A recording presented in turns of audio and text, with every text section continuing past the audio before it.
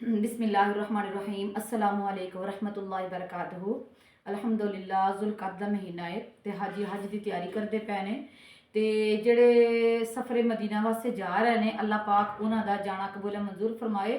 ते जेड़े तड़प ते तमन्ना रखते ने अल्लाह पाक सब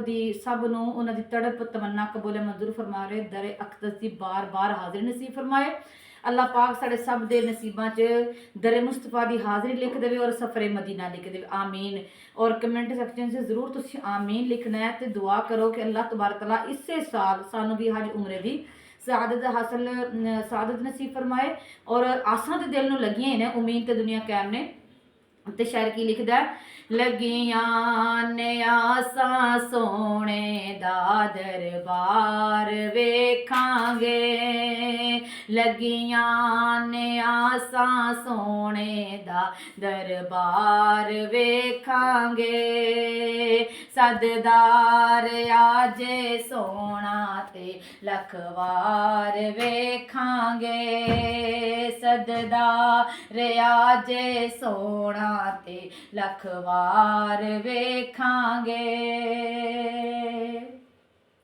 चुमांगे जाके जालियां अखियां नू ला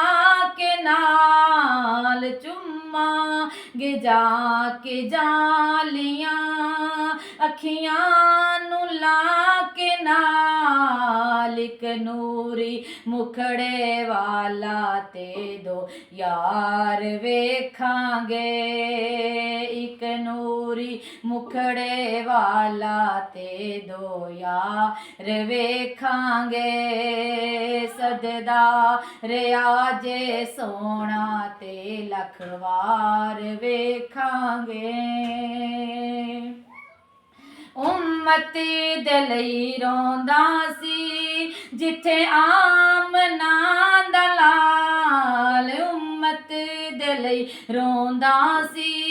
जिथे आमना दा लाल, रब चाया ओ पहाड़ नाले गार वेखांगे,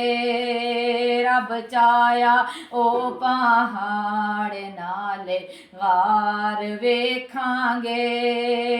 सददार आजे सोना ते लखवार वेखांगे, सददार आजे सोना ते लखवार वेखांगे, अरशां तू चंगियां गलियां ने जिथे टुरे हजूर, अरशां तू चंगियां गलियां ने जिथे टुरे हजूर, जाके असीं ओ गलियां ते बाजार वेखांगे, जाके असीं ओ गलियां ते बाजार वेखांगे, सददार आजे सोना ते लखवार वेखांगे, लगियां ने आसां सोने दा दरबार वेखांगे, सददार आजे सोना ते लखवार वेखांगे, आमीन अल्लाहुम्मा आमीन।